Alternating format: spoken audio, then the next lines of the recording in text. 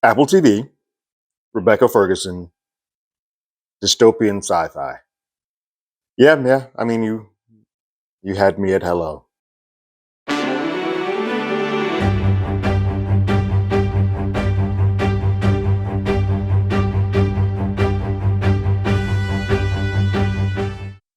Hello, everyone. Terrence here with Hollywood Already Did It. If you haven't already, go ahead, like, share, subscribe to the channel, leave a comment, ring that bell below. Anytime we have something, you will be among the first to know. Apple TV. It's becoming like prestige TV. Like I think HBO has this thing, like that you're getting high quality content, and Netflix is the guy who's like it's like Mikey likes it.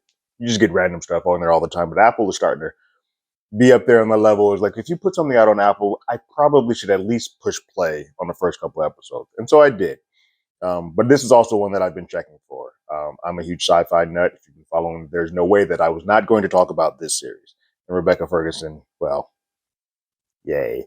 I was not familiar with the series that this is based on, called the Wool series, which has been changed to Silo, probably because it just reads a little bit better to the non book reading audience. But basically, this is a sci-fi dystopian future. It doesn't say the date, doesn't show how far in the future, nor do they need to. But it is essentially saying that the world has become toxic. In becoming toxic, there are a certain amount of people, a thousand, few thousand people, who have managed to survive in this new silo, and until the world becomes inhabitable again. And in that, there are truths and lies that are being kind of told one way or the other to keep them there, to sustain this, and not actually step foot back out on the world. Who created this silo? Who did this? That is what this is all for, and I'm all for this sort of this box that we kind of just keep getting unfolded as we go along. We've got two episodes to start off with: Freedom Day and Holston's Pig. And they sort of bleed right into each other, so I think it's important to talk about them both together, and I see why they released them together. I do think that sci-fi can sometimes be that hard genre to crack or to get into. It's like you're playing hopscotch or double dutch. You're doing the ropes and you kind of just jump in media res and kind of got to figure out the world. And that's what good sci-fi, first couple episodes always are establishing the world, building the world, because otherwise you're kind of like, I don't know what any of this means. And I think they do a damn good job at this. First episode, though, doesn't have much Rebecca Ferguson in it. We're learning more about Allison and Holton, who are this sort of hopeful couple when we all start this. Um, and in this world, they have to give permission for families to reproduce because they have probably a certain amount of quality of life, certain amount of rations or whatnot. So they have to judiciously say these people can reproduce, these people can't reproduce, so that they can keep everything on a level. A lot of the rules that this world has, and so they are granted after their third time. They're granted, hey, you're going to be able to have a baby, and the world, everybody else in there knows it because they know that that has been the family that has been chosen to have a baby. So they're getting congratulated and all that good stuff. It's a little weird, a little awkward, but that's how this world just shows you that they're all sort of, they know each other's business and everybody's sort of listening. But as we start to go along, and we start seeing this over the course of a year, they're giving 365 days to try to have a kid, and she's up there in age. She's like 38ish, and so they know that they won't have much more time to do so. But they go to the doctor and they take out the birth control inhibitor that is stopping her from getting pregnant. Now they're like, cool, off to the races. But as time goes, the year goes along, Allison starts to question things. She starts falling in with this hippie reproductive doctor, if you will, guru, Gloria, who has sort of been in the position that she's been in. And she starts falling in with this gentleman named George, who is one of the folks in the deep down, which is a place several levels down. They have people who are in upper levels and they have people in the lower levels. They all sort of do a high functioning job: IT, sheriff, security, and then the grunts, the engineers, the mechanics, all that stuff. And she goes several levels down to meet him, and he has a lot of relics, which are pieces of the old world that open up her eyes to a lot of questions that just don't make sense. Um, she sees video of the world outside the silo and sees that it's green and blue, and birds are flying and living perfectly fine, and doesn't seem to be having any type of air quality. It seems like the other side of this silo, um, It's on the up and up. It's all good out there.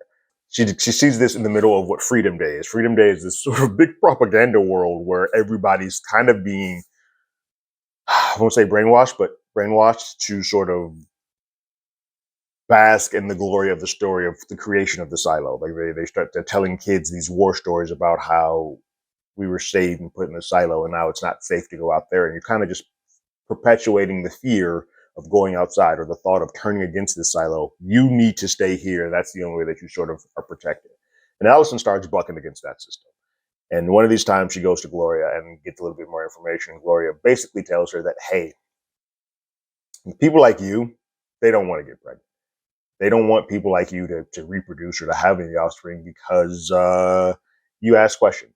You buck the system. You put up an article that kind of made things went against the grain. So one day, she doesn't make it to a doctor's appointment. She's sitting at home, and Holston comes home, and Holston is he's the sheriff, so he's very much of like, this has to be this, this is this. He's by the letter of the law.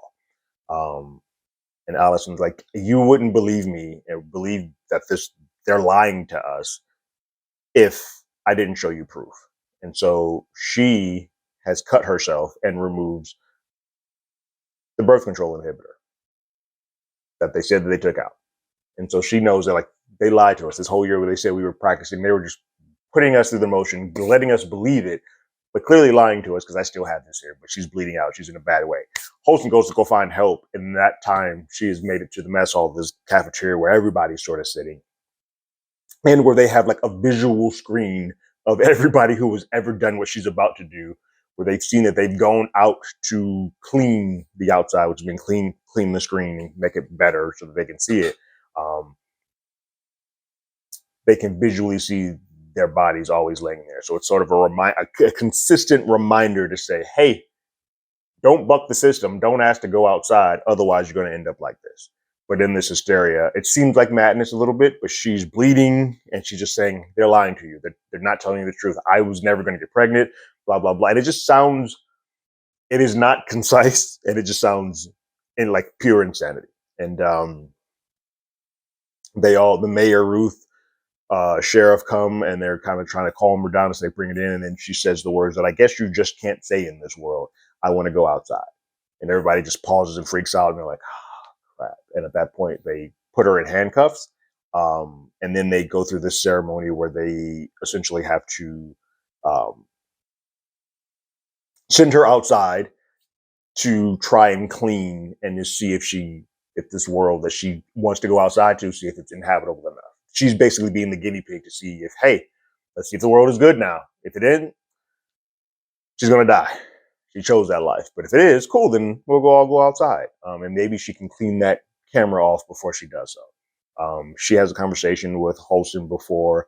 She's like, I'm sorry, but I have to go see what else is out there. Like, I've seen the skies being blue and the green outside. They're not telling us everything. They're hiding things from us. And Holston at this point still doesn't want to hear it. He's very much still the hopeful. And some of that's because he's the sheriff. He's the idealist, where she's kind of like the person I'm always questioning and bucking the system. But he reads her rights, if you will, as she's about to go to the cleaning. The decree is a lot more propaganda, if you will, but it's basically saying, here is safe, out there is not. And you are now about to go out there and see what it is that you've asked for, what you're seeking. And she goes out. Before she goes out, she does say, I love you to him. And then she goes out. And she's walking around. She's like, oh my God, it's beautiful out there. And we're still seeing it from the eyes of the camera. We're not seeing it from her viewpoint, which is important. But we're seeing it from the eyes of how everybody's looking at it in the mess hall. She's looking around. She's like, oh, this is gorgeous. And then she starts stepping away. And then she falls for a bit. And then she gets back up, and then she falls again and kind of just left there to die. And obviously Holston is broken up. People just then start going back to their regular life at that point. It's and now she remains out there, and now her body remains out there with the other I think there are 3 other people, as sort of a reminder of, don't ask questions. If you do, this is where you're going to end up. Then we flash forward 2 years. Now, I did this in order, but the way that this is shot and told to us, there's a timeline jumping and moving around and all of that stuff. It's very it's not confusing, but it is trying to explain it in the order that they're trying to give it to us. But this episode actually began with Holston saying, I want to go outside. And then we see the process of what that means and why he wants to go outside. He essentially wants to join and be with his wife to be around her. So then we flash forward to 2 years later after Allison has been put out, and Holston received a letter saying that George from IT has fallen from the 120th level and has been killed. It's been deemed a suicide, but somebody on that level has been saying that it's a murder. George's name comes up because when they are trying to figure out who may have set Allison down this path, George and Gloria's name come up as two people that kind of pushed her this way. So he's already aware of George, and George is on his radar. We then go back to the very beginning of the episode where he essentially says that I don't think Allison is on display out there. I think that's something else, and I need to figure out the truth. And I need to figure out what that is. So something we saw the entire episode that opened up Allison's eyes. The next episode, Holston's pick is sort of the episode that opens up his eyes. Holston and Deputy Martins all head down to the engineering level where the person who has said that this wasn't a murder is. And it's Juliet, played by Rebecca Ferguson. And Juliet is basically the reason why this whole place stays afloat with energy. She is the person who handles all of that. And it is quickly noticed that she has had some type of a relationship with George. Now, Deputy Martins and the rest of them don't really notice it, but Holston is quick on the pickup because he notices a watch that she's wearing. It's a watch that when they asked George about things in relation to Allison, he knew that it was there. So he picks up on that she was, that they were an item, but they have not, like, I guess they have to declare their relationships to the people out there, and then they kind of get in that lottery. Everything has to be rules and be declared, and everything else has to sort of be known. But she has not done that. She just kind of wants to know, should I know anything else about George? And they start sort of becoming this almost cop duo to sort of figure out what has happened to George. Like, has he been murdered? Is there foul play? He takes Juliet to go look at the body to see if there's any other things that were playing out. This occurred at like 3 a.m., so there's nobody on the silo or the stairs to kind of verify that he didn't jump. But she's adamant, like he's not been depressed. He's never had any previous interactions or anything like this. And she's like, yeah, those are all the things that we tell you to check for, but he could be hiding it. But he goes to shows her the body, and at that point, he is trying to see if the watch that he clocks on Juliet is still there, which is not. But he also is kind of using it to say, hey, he had never made an attempt prior to cut his wrist, so let's look into this a little bit more. As they get closer, Juliet starts telling him, like, maybe you should be questioning this. Maybe if you believed or listened to your wife, she wouldn't be dead, which is a wild thing to say.